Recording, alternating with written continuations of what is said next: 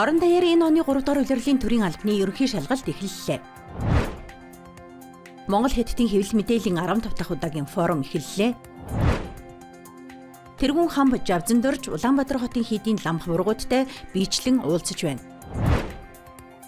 Хар тамхи улсын хилээр нэвтрүүлэн худалдан борлуулдаг этгээдийг баривчлалаа. Бүгд найрамдах Монгол ард улсын баатар даваа доржин хөшөөнд цэцэг өргөж хүндэтгэл үзүүллээ. Бүрээд түмний сэтгэлийг морин хурийн таталгаар илэрхийлж чин зэрэгт дайчны эр зэргийг магтан дууллаа. Ice Club-ийн цөөн хормын мэдээ эхэлж байна. Орон даяар энэ оны 3 дугаар улирлын төрийн албаны ерөнхий шалгалт эхэллээ. Энэ удаагийн шалгалтад улсын хэмжээнд нийт 4043 хүн бүртгүүлснээс нийслэлд 1986 шалгалт өгнө. Шалгалтыг ажлын 5 өдөр яармагдах нийслэлийн нутгийн захиргааны зохисолборт өдөрт 4 ээлжээр 1 ээлжинд 100 хүн шалгалт өгөхөөр зохион байгуулжээ.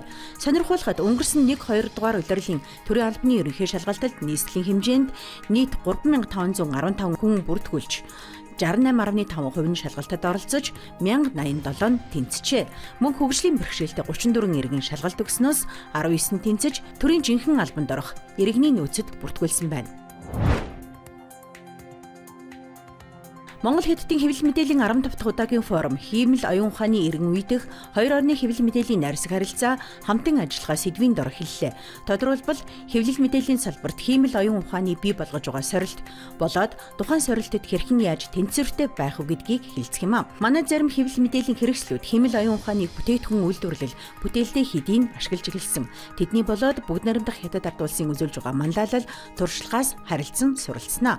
Монголын сэтгүүлчдийн нэгдсэн эвлэл бүх сэтгүүлчдийн холбоо хамтран зохион байгуулж байгаа тус чулга уулзалтад Хятадын талаас 30 орчим, манай талаас 70 гаруй төлөөлөл оролцож хоёр тал тус бүр 6 сэдвэр илтгэл тавьж хэлцүүлэх гэж байна.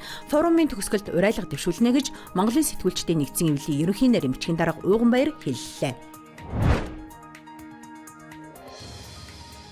Монголын бурхан шочдны төв Гандан дэгчлэн хийдийн тэргүүн их хамб гэвш Лхаарам Жавзан дорж Улаанбаатар хот дох хийдийн лам хуургуудтай биечлэн уулзаж байна. Энэ удаад Баянзүрх дүүргийн бурхан шочдны төв Дэжин Аравжаалын хийдэд болсон уулзалтаар Баянзүрх дүүрэгт үйл ажиллагаа явуулж байгаа хийдүүдийн 80 гаруй лам хуургууд оролцож шашны үйл ажиллагаа зохион байгуулалт болоод хамтын ажиллагааны талаар санал бодлоо солилцсон байна.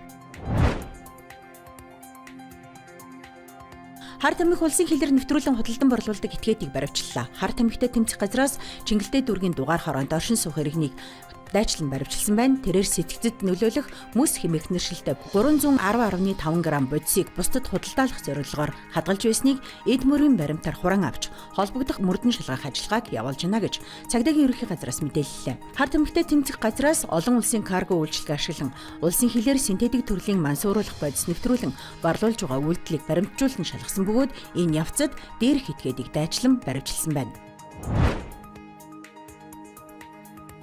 Чөлөөлөх дайны ялалтын түүхт 80 жилийн Монгол улсад орчин цагийн хил хамгаалах байгууллага үүсч хүчсний 92 жил хэлжтийн өдрийг тохиолдуулан бүгд найрамдах Монгол ард улсын баатар даваа доржин хөшөөнд цэцэг өргөж хүндэтгэл үзүүлжээ. Хүндэтгэлийн үйл ажиллагаанд Хөвсгөл аймгийн удирдлагууд болоод цагта шүүхийн шинжилгээний газар үеийн Ахмад хэлжтийн төлөөлөл ерөнхий боловсролын Тэтэм авиа сургуулийн ахлагчийн сурагчид болоод офицер ахлагчдын бие бүрэлдэхүүн оролцсон байна. Хэлжтийн баатарлаг гавьяаг ийхүү хүндэтгэж их орон тусгаар тогтнолын үнцнийг таниулахыг зоржээ.